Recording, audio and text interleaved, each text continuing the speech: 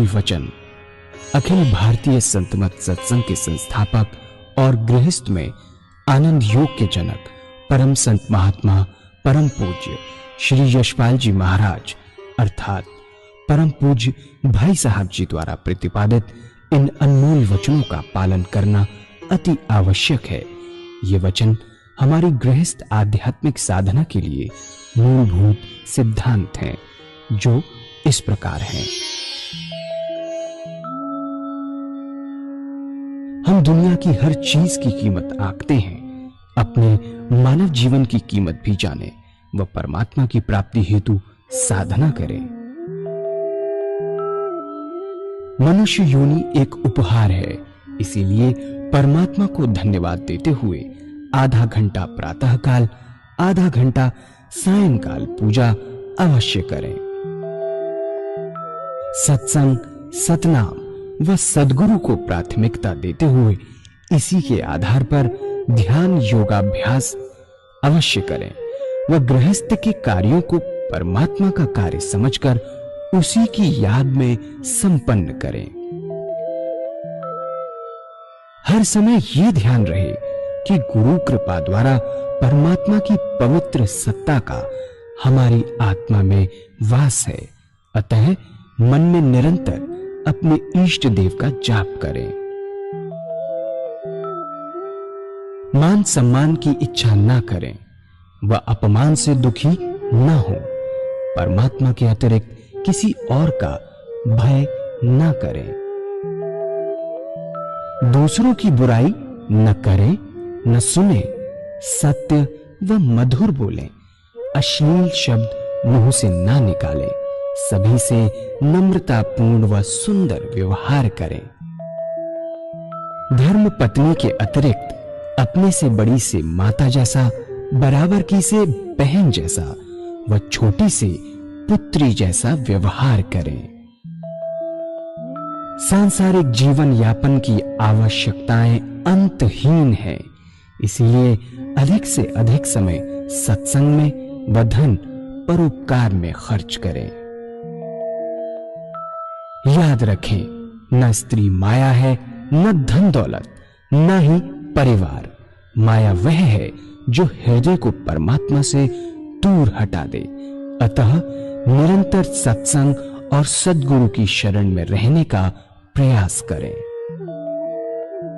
भोजन अपने इष्ट को अर्पण कर प्रसाद रूप में परमात्मा की याद में करें। रात्रि में सोने से पहले अच्छे बुरे कार्यों का आत्मनिरीक्षण कर उसका समुचित पश्चाताप करते हुए ध्यान करें व प्रभु की गहरी याद में ही विश्राम करें। परमात्मा तू ही है, तेरी इच्छा पूर्ण हो।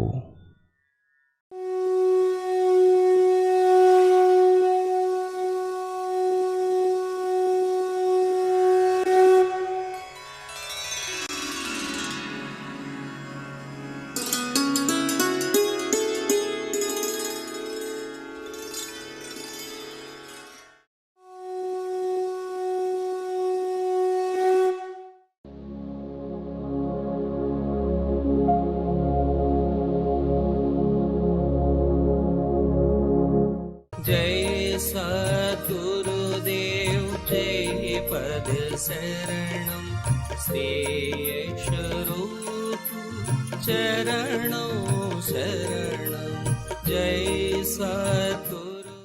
बहुत सुंदर। हमारा जो रास्ता है ध्यान योग का रास्ता है, अष्टांग योग, ज्ञान, ध्यान, धारणा, समाधि, तीन चीजों पर बल है। ध्यान, और ध्यान से ही आनंद है। इसमें आनंद है, सहज योग है, हठ योग है, सारी चीजें शामिल होती हैं। तो शुरू कैसे करते हैं? जिसको मानते हैं परमात्मा की वो मूर्त जो आपको सबसे ज्यादा अच्छी और प्यारी लगती है, चुने अपने आप। मंत्र आपका, इष्ट आपका, परमात्मा का स्वरूप आपका। अगर ध्यान में आप आगे बढ़ना चाहते हैं तो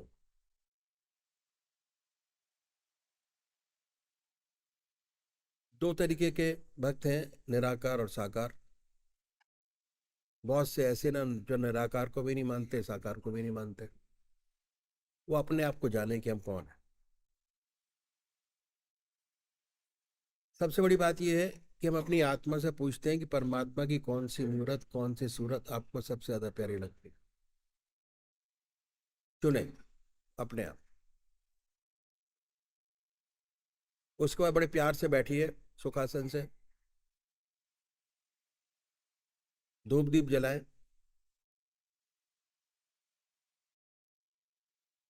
प्यार से बैठे, आनंद में, कोई टेंशन नहीं। मन लगता है तो पूजा में, नहीं लगता है तो, पर टेंशन नहीं होनी चाहिए। बड़े प्यार से बैठने के बाद जो आपका इष्ट है, आपका जो परमात्मा का स्वरूप है, उनको अपने सामने बनाएं कि वो सह शरीर हमारे सामने विद्यमान है। अब मूर्त पे नहीं है, ना मूर्ति में है ना सूरत पे है, सशरीर आपके सामने विद्यमान है। अपने सामने बनाएंगे। दिल की हर धड़कन में जो मंत्र आपका है, जिस नाम से आप अपने इष्ट को मानते हैं, उसको सुनने की कोशिश कीजिए। हृदय की हर धड़कन पर कि वो नाम निकल रहा है, हम सुन रहे हैं। और जब तक ऐसा ना हो, जिह्वा से बड़े आराम से उस नाम को ले सकते हैं, बहुत प्यार से। जब ये प्रोसेस शुरू करेंगे तो तरह तरह के विचार हमारे सामने आएंगे जो हमने कभी सोचे नहीं होंगे। उन विचारों को दबाएंगे नहीं, हटाएंगे। दबाएंगे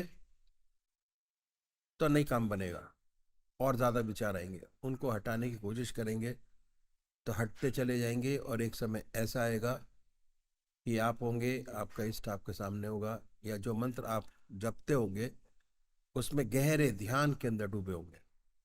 गहरा ध्यान। जब ध्यान में डूबते हैं तो हमारा जो मन है वो हमारी आत्मा में सिमट जाता है, और चैतन्यता और आनंद जो है वो आत्मा के अंदर है।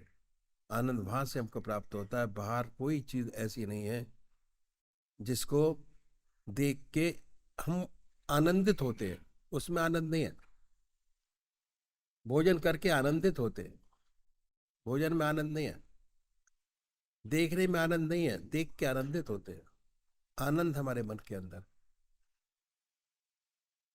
दूसरे भाई जो निराकार भगवान के उपासक है, जो परमात्मा की मूर्ति को नहीं मानते, वो नाम को पकड़े जो आपकी आत्मा को अच्छा लगता है। बड़े आराम से बैठिए।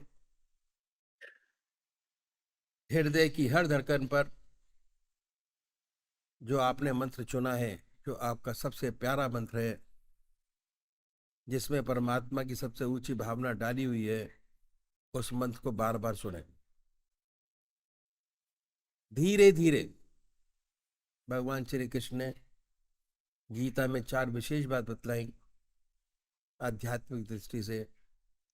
पहली आहार की शुद्धि, दूसरी विहार की शुद्धि, तीसरा अभ्यास, चौथा वैराग अभ्यास। अगर आज 15 मिनट करने में आपके मन के अंदर 1000 विचार आते हैं, और अगर आप ये रेगुलर प्रैक्टिस करते रहेंगे तो महीने 2 महीने में ऐसी स्थिति होगी कि आप होंगे, आपका इष्ट आपके सामने होगा। अभ्यास। तो अभी एक भजन होगा, और भजन के साथ साथ सभी भाई बहन अपने अपने इष्ट का ध्यान करेंगे। अगर आपका अपना कोई तरीका है तो उस ध्यान तरीके से करिए, और या मैंने जो आपको तरीका बताया उस तरीके से ध्यान की प्रैक्टिस करेंगे। उसके बाद बताऊंगा कि कैसे इस रास्ते में आगे बढ़ा जाए। मूलं गुरुर्पदम् मन्त्रमूलं गुरुर्वाक्यम्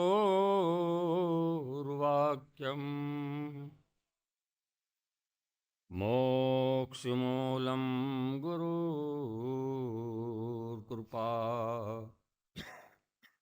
अखण्डमण्डलाकारं व्याप्तं येन चराचरं तत्पदं दर्शितं येन तस्मै श्रीगुरुवे नमः।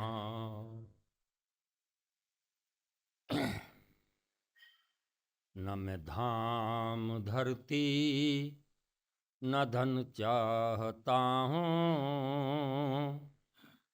कृपा का तेरी एक कण चाहता हूँ। न मैं धाम धरती न धन चाहता हूँ, कृपा का तेरी एक कण चाहता हूँ। जपे नाम तेरा वो चाहूं मैं रसना,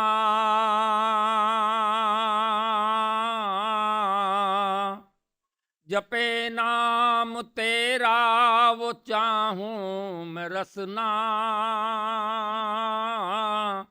सुने यश तेरा वो श्रवण चाहता हूँ।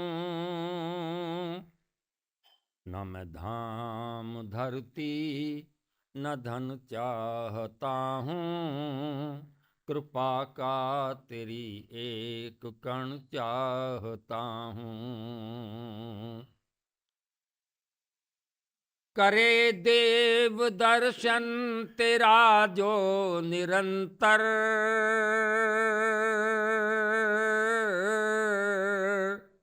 करे देव दर्शन तेरा जो निरंतर, वही भाग्यशाली नयन चाहता हूँ। करे देव दर्शन तेरा जो निरंतर, वही भाग्यशाली नयन चाहता हूँ। न मैं धाम धरती न धन चाहता हूँ, कृपा का तेरी एक कण चाहता हूँ। नहीं चाहना है मुझे स्वर्ग छवि के,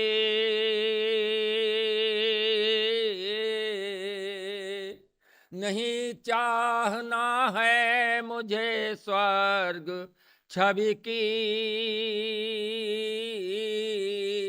मैं केवल तुम्हें प्राण धन चाहता हूँ।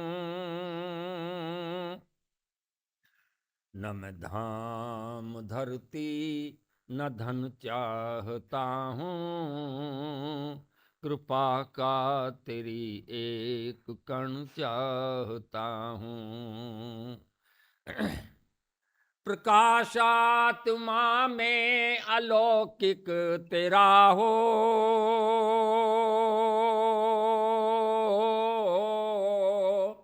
प्रकाशात्मा में अलौकिक तेरा हो, परम ज्योति हर एक क्षण चाहता हूँ। न मैं धाम धरती न धन चाहता हूँ, कृपा का तेरी एक कण चाहता हूँ। न मैं धाम धरती न धन चाहता हूँ,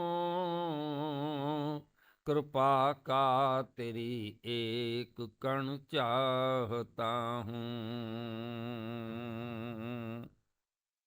पूज्य माता और बंधुओं, एक बार एक डॉक्टर ने प्रश्न किया कि पूजा क्या फायदा, कि तो बेकार लोगों का काम है। जिनके पास कोई काम नहीं, माला लेके बैठे हैं, आधा घंटा सुबह बर्बाद करें, आधा घंटा सायकाल, और जिनके पास है वो काम करें।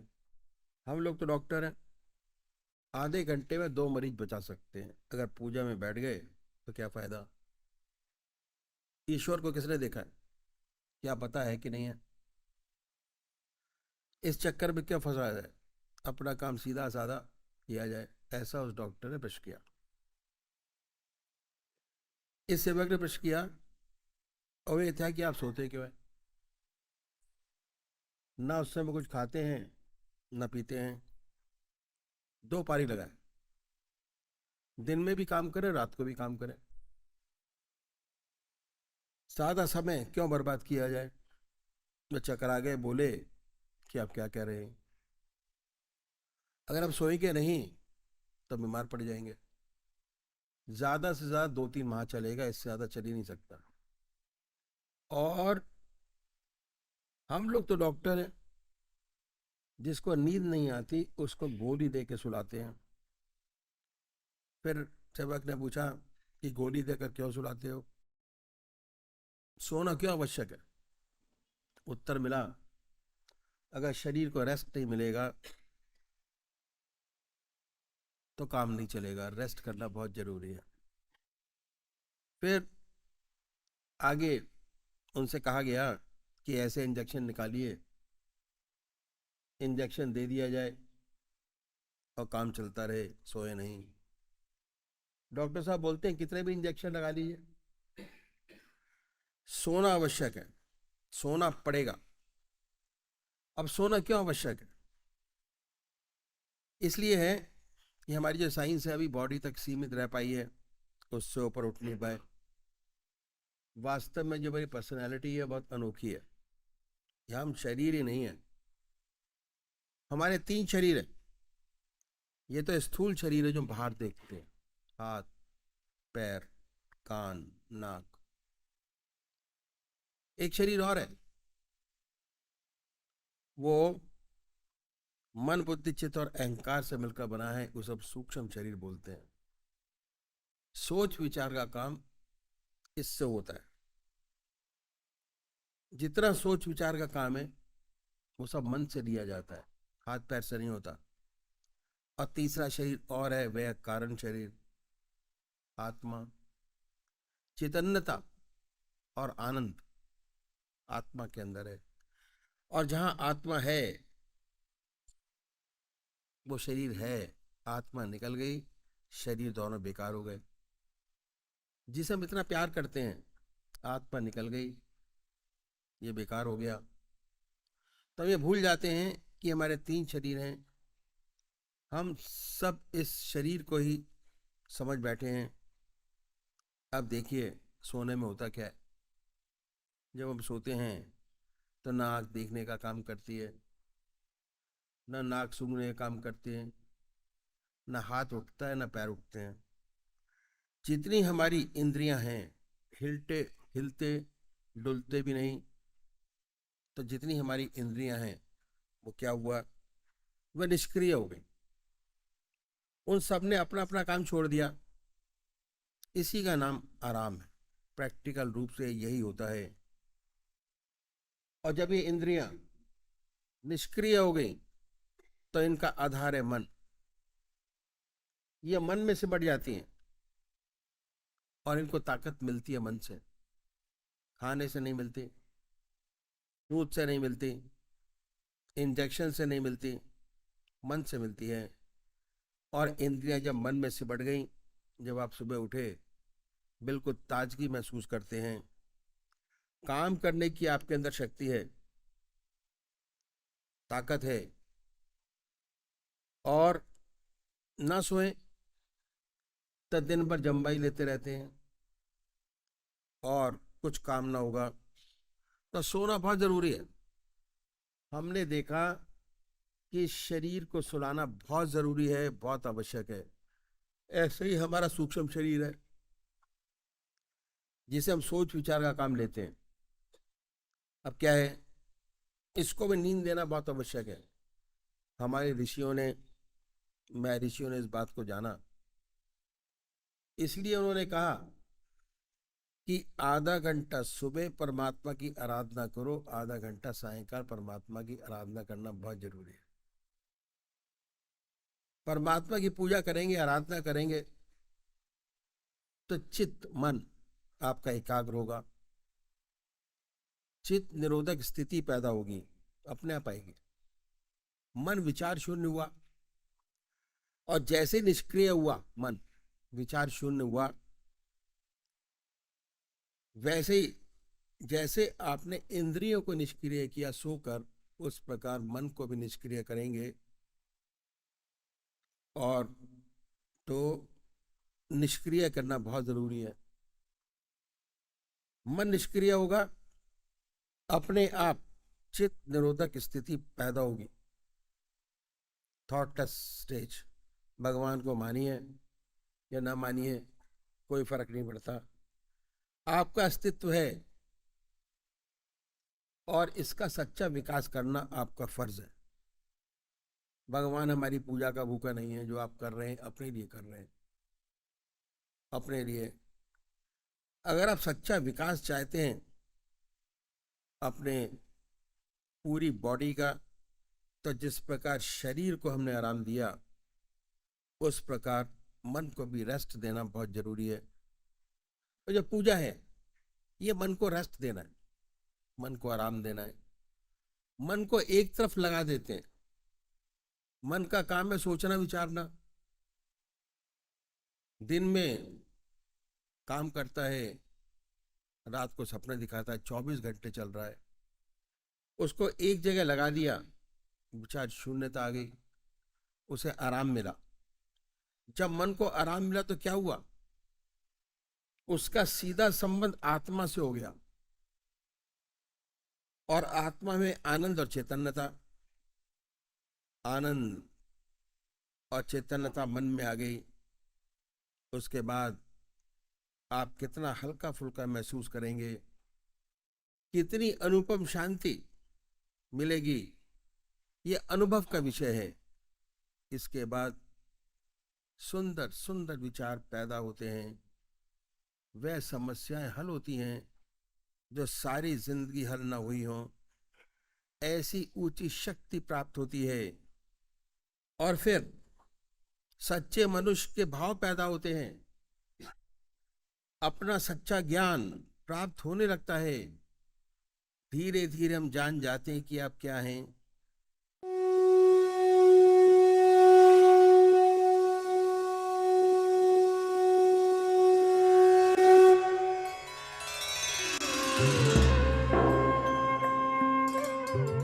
ध्यान योग के कार्यक्रम आनंद योग से निशुल्क जुड़ने के लिए संपर्क करें 9810239677।